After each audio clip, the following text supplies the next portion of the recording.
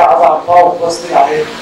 वास्तविक उद्या संपूर्ण भारताचं लक्ष वेधून घेतलेला निकाल पाहण्यासाठी संपूर्ण देश उत्सुक आहे. आणि अशा गडबडीच्या परिस्थितीत, अशा घाई गडबडीच्या परिस्थितीत उद्या ज्या व्यक्तीचा इलेक्शनचा निकाल आहे ती व्यक्ती आज या मंचावर येऊन बसेल ही लोकांना अपेक्षा काही लोकांना नव्हती. आणि खरोखरच अफवांचं जे आपल्यावर प्रेम आहे, या संस्थेवर जे प्रेम आहे, आणि म्हणून उद्याचा कार्यक्रम असून सुद्धा, अतिशय महत्वाचा कार्यक्रम असून सुद्धा ते इथे उपस्थित राहिले हे जवाहरकरांच्या प्रेमापोटी.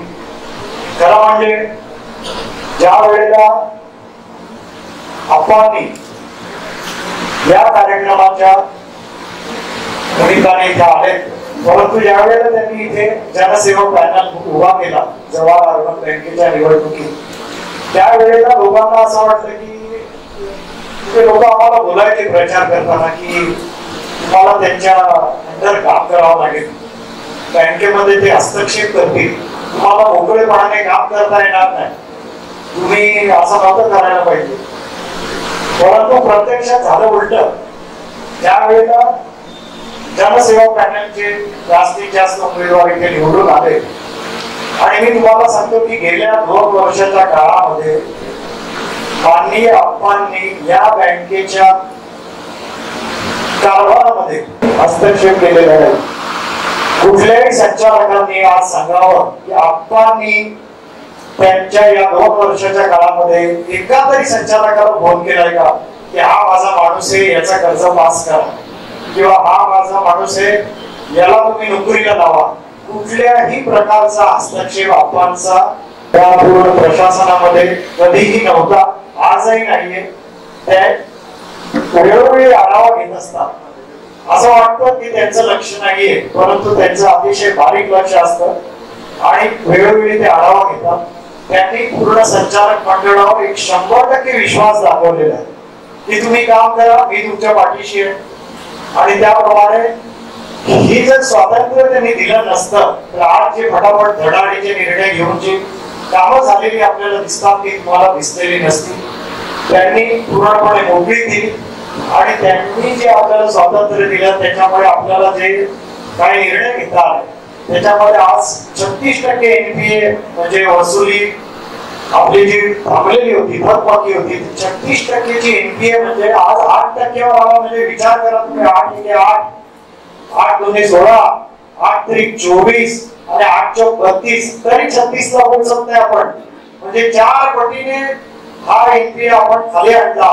म्हणजे तुम्हाला मी सांगतो की महाराष्ट्रामध्ये ही एक केस स्टडी झालेली आहे. लोक विचारतात, त्यांना शंका वाटते की 36%चा एनपीए 8%वर जाऊच शकत नाही आणि ते पण 1 वर्षात कसं शक्य आहे.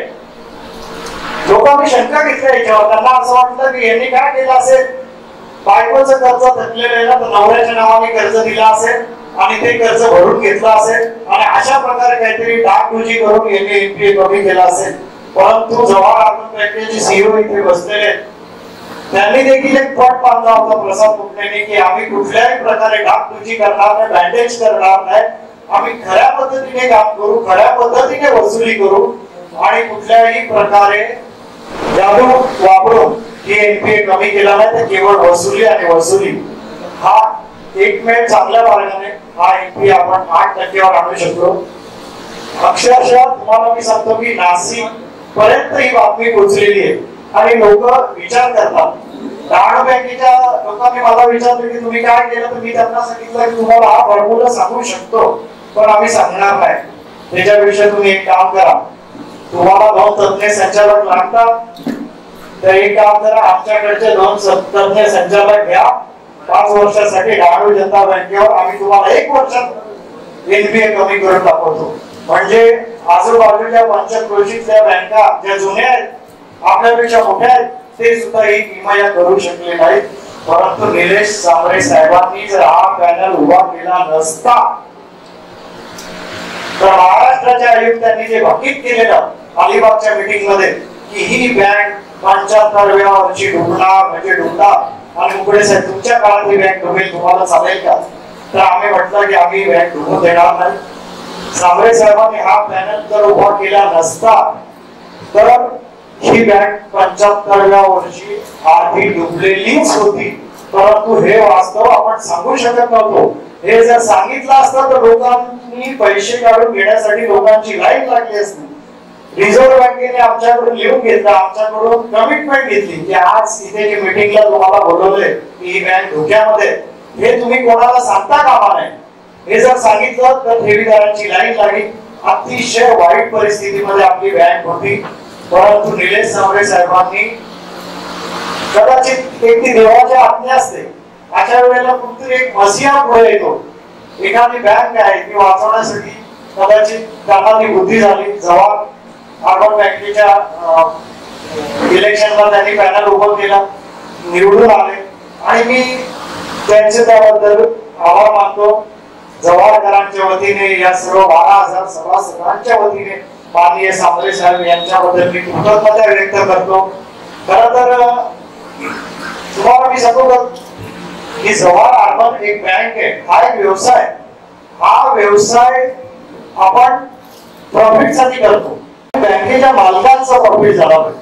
जेव्हा आपण एखादी संस्था चालवतो ती मालकाची अपेक्षा असते की ती प्रॉफिट मध्ये चालला पाहिजे. मग जवाहर अर्बन बँकेचे मालक कोण आहे? कोण आहे जवाहर अर्बन बँकेचे मालक? तर 12,000 जे सभासद आहेत ते जवाहर अर्बन बँकेचे मालक आहेत. मग गेल्या अनेक वर्षामध्ये त्या 12,000 लोकांना लाभांशचा एक पैसा सुद्धा मिळालेले नाही. जर कुठलीही संस्था ही लाभासाठी चालत असेल तर मग अशा 12,000 लोकांना डिव्हिडंडच्या रूपाने एक पैसे देखील गेल्या 12 वर्षात दिली गेलेली नाहीये. आणि म्हणून माननीय सांबरे साहेबांच्या उपस्थितीत आपल्या सर्वांच्या समक्ष मी आज इथे घोषित करतो की जसं आपण कर्मचाऱ्यांना वेतन वाढ दिली, ज्या कर्मचाऱ्यांवर अन्याय झालेले त्या कर्मचाऱ्यांना मागच्या 29 तारखेच्या मीटिंग मध्ये प्रमोशन दिले.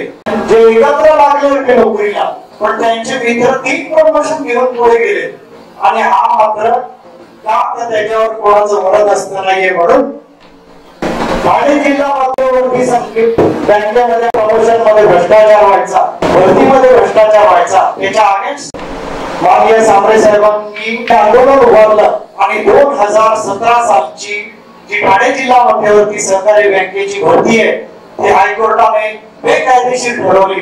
याच्यामध्ये देखील त्यांना न्याय मिळवून देण्यामागे देखील माननीय सांबरे साहेबांचाच हात आहे आणि त्यांचाच आदर्श घेऊन आम्ही पुढे चाललो आणि इथे याच पद्धतीने नियमाने भरती केली. कुठल्याही प्रकारे आज आपल्या बँकेवर कोणी गालबोट दाखवू शकत नाही. एक चर्चा झाली गावामध्ये पंचक्रोशीमध्ये की बाबा कर्मचाऱ्यांचे पगार वाढवले, कर्मचाऱ्यांना प्रमोशन दिले, पण सभासदांना काय देणार तुम्ही? गेले 12 वर्ष त्यांना डिव्हिडंड दिलेला नाही. परंतु सांबरे साहेब आज आपल्या उपस्थितीत मोनिकाताई आहेत, इथे हेमांगीताई आहेत, सर्व सन्माननीय आहेत. या सर्वांच्या उपस्थितीत मी सर्व संचालक मंडळाच्या वतीने, चेअरमन साहेबांच्या वतीने, व्हाईस चेअरमन साहेबांच्या वतीने, सीओच्या वतीने सर्व उपस्थितांना एक शब्द देतो की नजीकच्या काळात जवाहर अर्बन बँकेच्या 12,000 सभासदांना आम्ही लाभांश दिल्याशिवाय राहणार नाही. या प्रकारे आम्ही घोषणा करतो.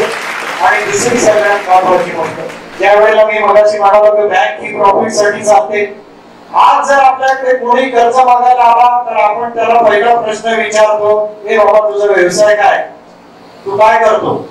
जेव्हा आपण एखाद्याला कर्ज देतो त्यावेळेला आपण तो माणूस कर्ज फेडेल की नाही याची खात्री करून घेतो. कुठल्याही दरिद्री माणसाला बँक कधीच कर्ज देत नाही. बँक कोणाला कर्ज देते?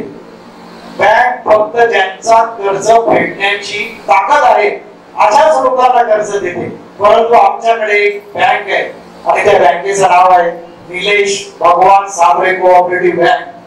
ही अशी एक बँक आहे का ज्याला रिझर्व्ह बँक नाहीये, ज्याला ऑडिटर नाहीये. ही एक वेगळी सामाजिक आणि आपुलकीची बँक आहे. आणि ती बँक कशी आहे ती मी तुम्हाला समजून सांगतो. तुम्हाला असं वाटेल आका बोलतोय, पण तसं नाहीये. ज्या वेळेला एखाद्या नडलेल्या माणसाला किंवा ज्याला शिक्षणाला पैसे मिळत नाहीये अशा वेळेला जवाहर अर्बन बँक त्याला कर्ज देणार नाही. का देणार नाही? कारण तुझी परत भेटण्याची क्षमता नाहीये. तर अशा वेळेला तुझी व्यक्ती कोणाकडे जाते? आप्पांकडे जाते. आप्पांना सांगते, आप्पा माझा मुलगा इंजिनियर होऊ इच्छितो, परंतु माझ्याकडे पैसे नाही, मला बँक कर्ज देणार नाही.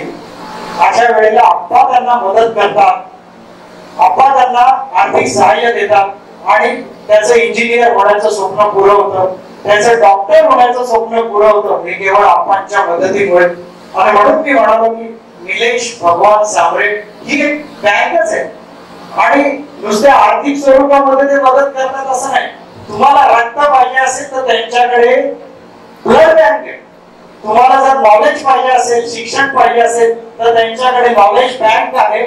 आज 45 पेक्षा जास्त वाचनालय या कोकणामध्ये त्यांनी उभे केलेले आहे आणि त्याच्यातून एक नॉलेजची बँक तयार झालेली आहे. आणि त्या नॉलेजच्या बँकेतून अनेक UPSC, MPSC आणि वेगवेगळ्या प्रकारचे अधिकारी तयार झाल्याचं काम त्यांनी केलेलं आहे. या ठिकाणी आज आप्पांच्या माध्यमातून मी एकच म्हणू शकेन की कुठलाही व्यवसाय ज्या वेळेला आपण करतो तर राष्ट्र उभारणीसाठी करतो.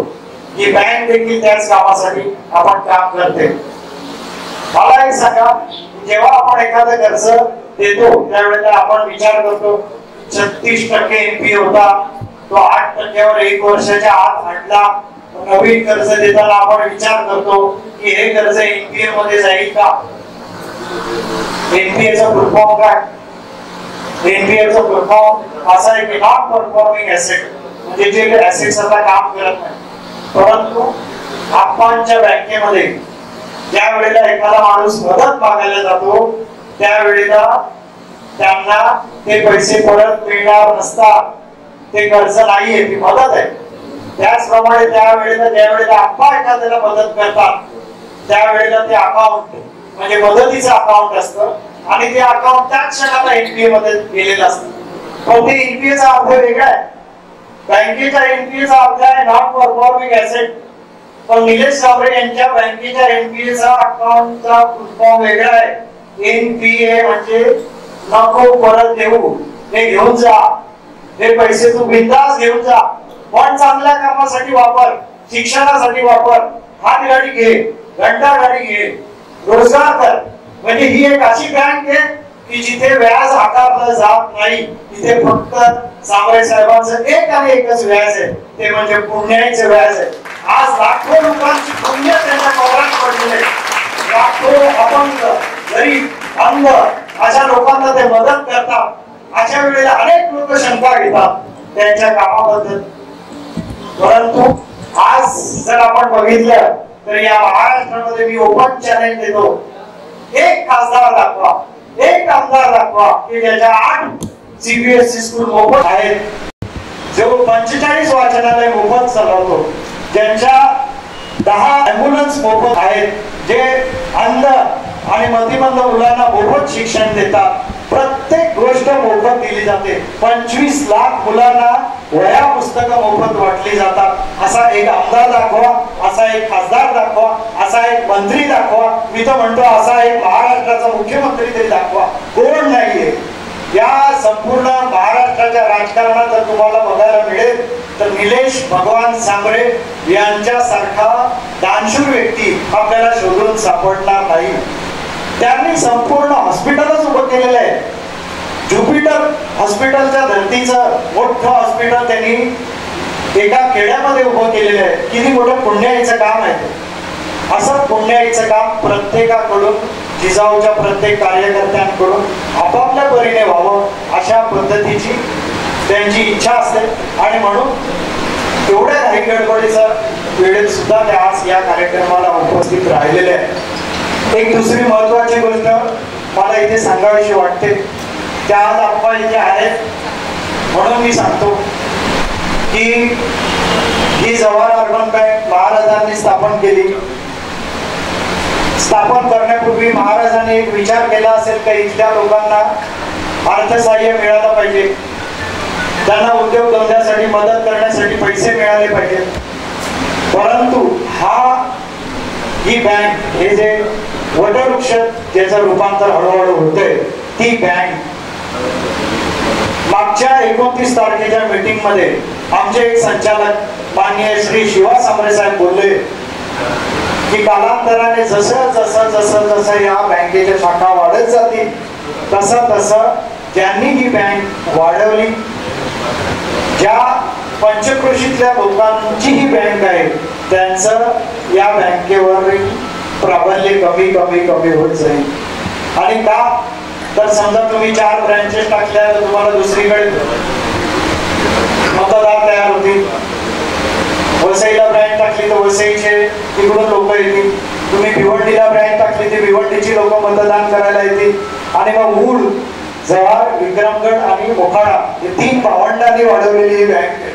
मी सांबरे साहेबांना आज या निमित्ताने विनंती करतो की या बँकेवर जव्हार, मोखाडा आणि विक्रमगड या 3च गावातल्या लोकांचं प्राबल्य राहायला पाहिजे असा विचार माननीय सन्माननीय संचालक शिवा सांबरे यांनी मागच्या मीटिंग मध्ये व्यक्त केलेला आहे.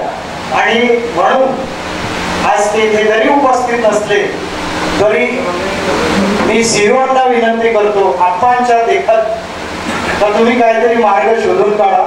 कारण कसं असतंय, ज्यांनी झाड वाढवलंय तो जास्त चांगल्या प्रकारे त्याचं संगोपन करू शकतो. ज्याला रेडीमेड मिळालेलं आहे, ज्याला आयतं मिळालेलं आहे, तो या झाडाची निगा राखणार नाही. म्हणून ज्यांनी या झाडाची निगा राखलेली आहे, ज्यांनी संगोपन केलेलं आहे त्यांच्याकडेच हे संगोपनाचं काम राहू दे. आपल्या सर्वांच्या समक्ष मी आपले सीईओ प्रसाद कुंबळे साहेब यांना विनंती करतो की येणाऱ्या वार्षिक सर्वसाधारण सभेमध्ये तुम्ही हा विषय घ्या, काही लोकांशी बोला की कसं करता येईल आणि याच्यातून मार्ग काढ. ही बँक या आपल्या ताब्यात राहिली पाहिजे. भले ती कुठल्या पक्षाकडे जावो, शिवसेनेकडे जावो, बीजेपीकडे जावो, असं काय कोणी इथे आम्ही कायमचे आलेलो नाहीये आणि आपणची पण इच्छा नाहीये का बाबा इथे कायम स्वरूपी आपली सत्ता राहावी. इथे कारभार चांगला नव्हता म्हणून आपण निर्णय घेतला की बाबा इथे आपल्याला गरज आहे. मध्यंतरी डहाणू बँकेच्या इलेक्शन बद्दल लोक बोलत होते, पण आपण म्हणाले की तिकडच्या लोकांची मागणी नाही तर आपण कशाला तिथे उभं राहायला जायचं इलेक्शनचं. म्हणजे दृष्टिकोन लक्षात घ्या की राजकारण हा दृष्टिकोन नाही आपणचा, समाजकारण हाच आपणचा दृष्टिकोन आहे.